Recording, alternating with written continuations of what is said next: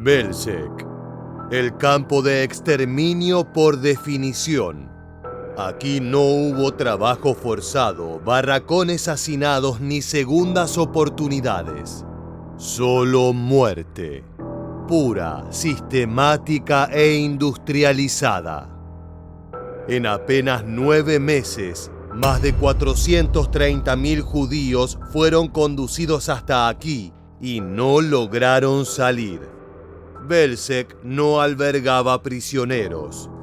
De todos los que cruzaron sus puertas, solamente 2 sobrevivieron para contarlo: Rudolf Reda y Chaim Hirschman. En este episodio de Historia Militar, nos adentramos en uno de los lugares más siniestros jamás creados por el ser humano y conoceremos la historia de los 2 sobrevivientes en el campo de exterminio de Belzec. Hacia finales de 1941, Europa ya estaba sumida en la oscuridad. Alemania, bajo el régimen nazi, ocupaba vastos territorios en el continente. Uno de ellos era Polonia, invadida en 1939, que había sido dividida entre el Tercer Reich y la Unión Soviética. Y en su parte oriental podía hallarse un infierno escondido: Belzec. Una pequeña aldea en el distrito de Lublin no parecía un lugar importante. Al mirar el mapa era casi invisible. Pero allí, entre bosques y colinas, se construiría uno de los primeros campos de exterminio del nazismo.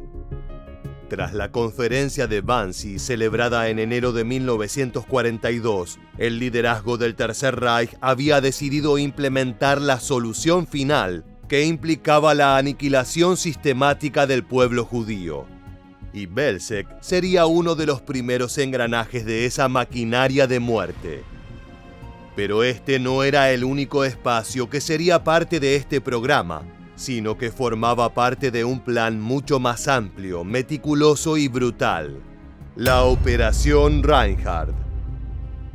On the initiative of Odilo Globocnik, SS and police leader in the Lublin district, as well as other SS members, and with the approval of Himmler, construction began on 3 extermination camps as part of the operation: Belzec, Sobibor, and Treblinka.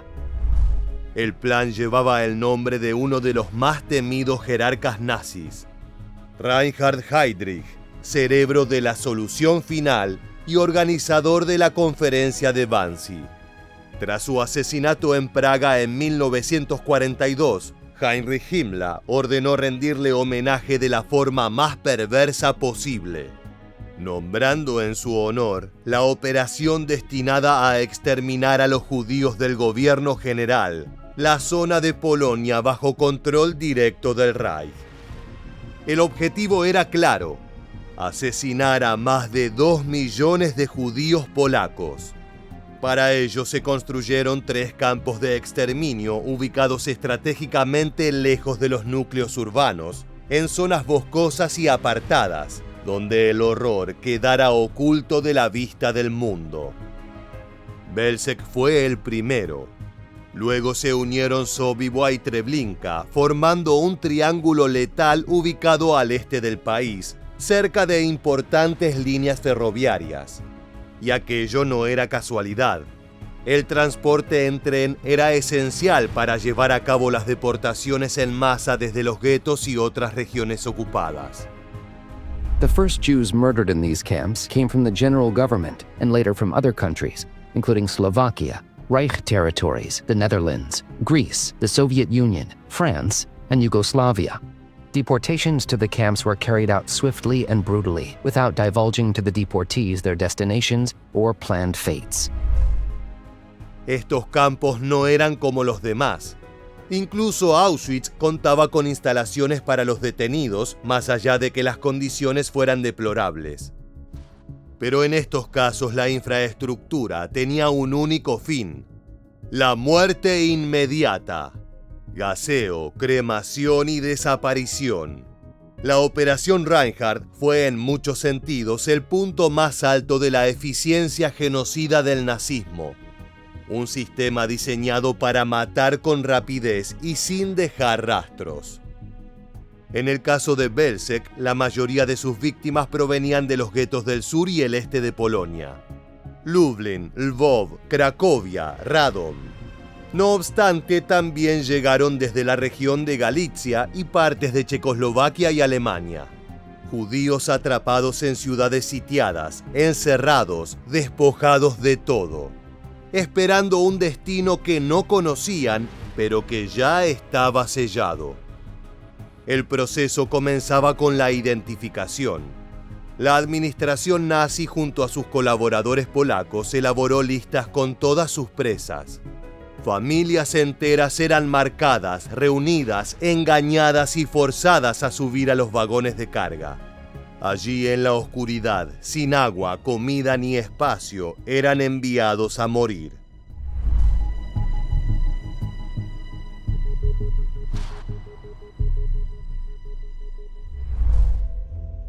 El proceso desde el gueto hasta la cámara de gas implicaba una serie de crueles engaños. Para empezar, los alemanes solicitaban dinero a los judíos del gueto para convencerles de los beneficios que obtendrían al realizar el viaje. De esta forma conseguían reunir a miles de hombres, mujeres y niños. Los que confiaban en que la relocalización les permitiría llegar a un lugar donde tendrían la posibilidad de trabajar, subían con esperanza. Pero la fe desaparecía casi de inmediato. Los trenes avanzaron lentamente durante días y muchos murieron en el trayecto. Al llegar a Belzec, lo primero que encontraban era una estación improvisada que buscaba sostener la mentira. Los prisioneros eran obligados a descender y les decían que estaban en un campo de tránsito, donde serían desinfectados y luego enviados a trabajar. Esa era la fachada. Luego les pedían que dejaran sus pertenencias con cuidado, que recordaran el número de su maleta para recuperarla más tarde. La mentira parecía nunca acabar. Hombres y mujeres eran separados y obligados a desnudarse. Los miembros de las SS daban órdenes, mientras los guardias golpeaban y empujaban sin piedad. El camino hacia las cámaras de gas era un pasillo cercado llamado cínicamente el tubo. En cuestión de minutos, cientos de personas terminaban asesinadas por el monóxido de carbono generado por motores diésel. Una muerte lenta, silenciosa y sin testigos. Pero el horror no terminaba allí. Posteriormente, sus cuerpos eran arrojados a fosas comunes para luego ser incinerados. Entre el momento de la llegada y el de la muerte podía transcurrir tan solo 1 hora. Los cuerpos eran retirados por prisioneros especiales, los Sonderkommando. En Belzec no eran seleccionados para trabajos forzados a largo plazo como ocurría en Auschwitz. Eran obligados a trabajar durante días o a lo sumo semanas, y luego eran ejecutados y reemplazados. Sus tareas eran macabras: arrastrar cadáveres, cortar el cabello de las mujeres, arrancar dientes de oro, enterrar cuerpos en fosas e incinerarlos. Todo bajo vigilancia constante. No eran colaboradores. Eran víctimas atrapadas en un rol siniestro, usadas hasta su destrucción. Todo el proceso estaba diseñado para ser rápido, eficiente e invisible. Belzec podía asesinar hasta 1.500 personas al día sin dejar rastro. Solo el humo, el olor y el silencio. Pero ¿quién estaba detrás de todo esto? ¿Quién diseñó este engranaje perfecto de muerte?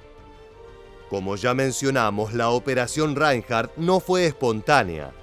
Fue ejecutada por algunos de los hombres más fanáticos del aparato nazi. El jefe de las SS en Lublin, Odilo Globocnik. El coordinador logístico de deportaciones, Hermann Höfle. Y el comandante de las SS en el gobierno general, Friedrich Krüger. Sin embargo, hubo una mente operativa detrás del infierno de Belzec. Estamos hablando de Christian Wirth. In 1933, Wirth joined the SA, and in 1937 was recruited by the SD, Reinhard Heydrich Security Service, as an agent, spying and informing on his party and police comrades. On the 10th of August 1939, Wirth transferred from the SA to the SS, attaining the rank of Obersturmführer, which was equivalent to first lieutenant. El veterano de la Primera Guerra Mundial había simpatizado con el régimen nazi desde el primer momento, y ya dentro de sus filas ascendió rápidamente. Para 1939, Wirth comenzó a trabajar en el programa de eutanasia del Tercer Reich conocido como Aktion T4, el cual consistía en el asesinato sistemático de pacientes con discapacidad internados en instituciones alemanas. Cualquier persona que fuera indigna de vivir, según la mirada de Adolf Hitler, acababa gaseada o ejecutada mediante inyecciones letales.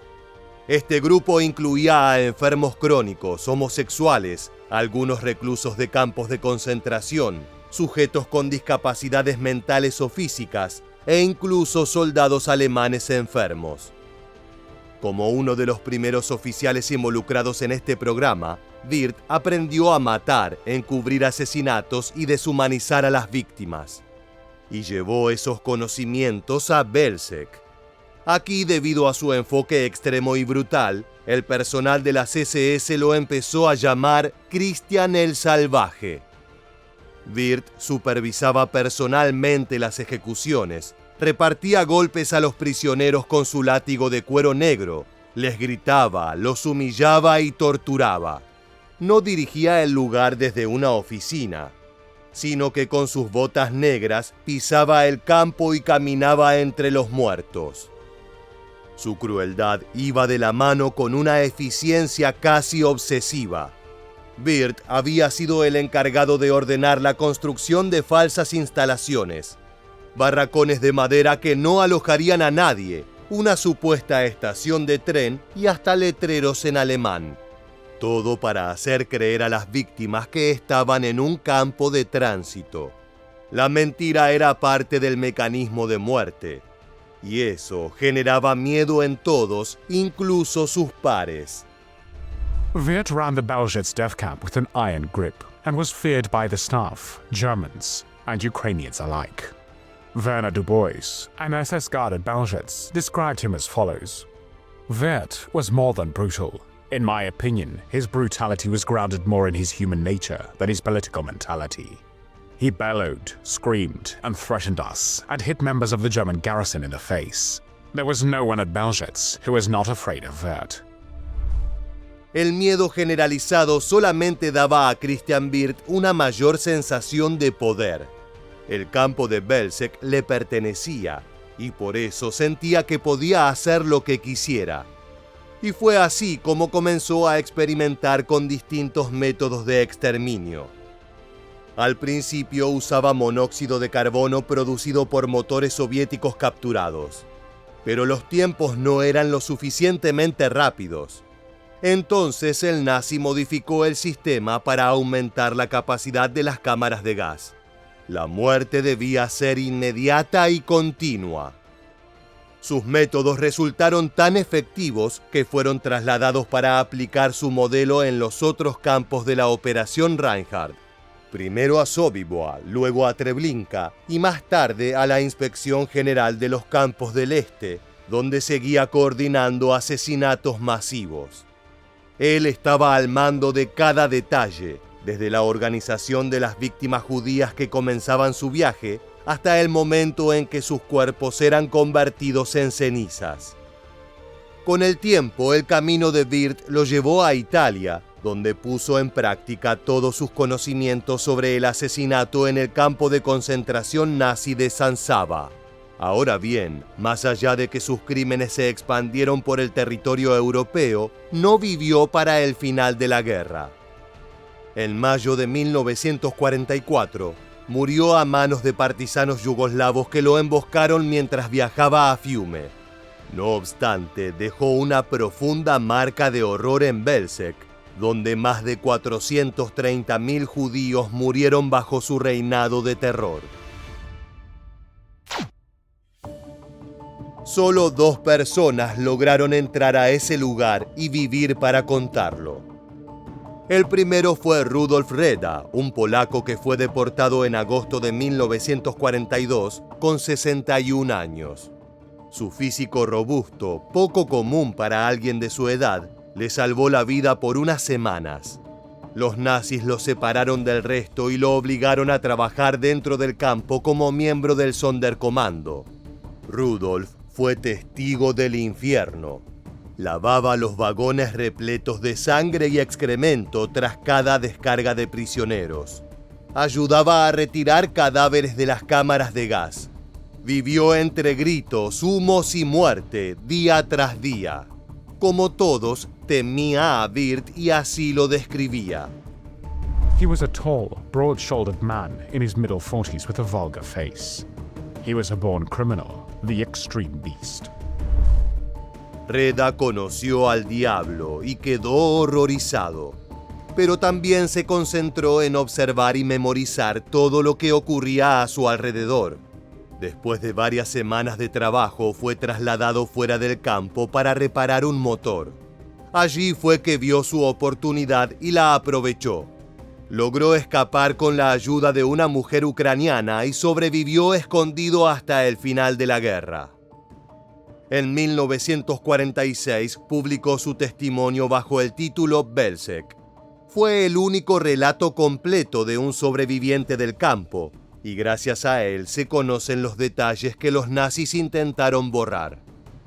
La otra persona que pudo escapar de las garras de Belzec fue Chaim Hirschman.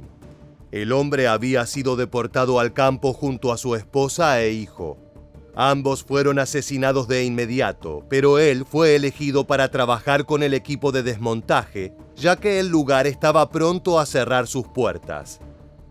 Durante un traslado hacia Sobibor, consiguió escapar y regresó a su hogar, donde se unió a la resistencia comunista. Tras el final de la guerra, en 1946, se presentó ante la Comisión Central Judía para testificar sobre los crímenes cometidos en Belzec, pero no pudo contar todo. A los pocos días fue asesinado por nacionalistas polacos anticomunistas. De esa manera su testimonio quedó incompleto y su voz fue acallada como la de 500.000 de víctimas de aquel campo del horror. Sin embargo, lo poco que logró compartir Hirschman y sobre todo el relato de Reda fueron claves para conocer la historia que los nazis intentaron borrar. After the Belzec camp was dismantled, the Germans plowed over the site, and they built a manor house and planted trees and crops to disguise the area as a farm. A former auxiliary police guard was placed on the site to farm the property in order to further camouflage the site. Cuando el Tercer Reich cerró el campo de Belzec en diciembre de 1942, luego de 9 meses de exterminio feroz, entendió que aquel horror debía ser ocultado. A medida que la guerra avanzaba y los nazis comenzaban a vislumbrar una posible derrota, decidieron encubrir sus crímenes. Así nació la Operación 1005. Su objetivo era desenterrar los cadáveres de los campos de exterminio y hacerlos desaparecer. Miles de cuerpos fueron exhumados con palas y ganchos metálicos. Los Sonderkommando, una vez más, fueron forzados a realizar esta tarea desgarradora. Apilar a los muertos en grandes piras, rociarlos con combustible y prenderlos fuego. Después de la guerra quedó muy poco de lo que alguna vez fue. Ni barracones, ni cámaras, ni documentación oficial. Solo un terreno irregular y algunas huellas difusas bajo la tierra. Durante años, Belzec fue el campo olvidado. No fue hasta décadas más tarde que comenzaron las investigaciones arqueológicas. Y bajo las capas de tierra se hallaron restos óseos, objetos personales, fragmentos de la historia que intentaron enterrar.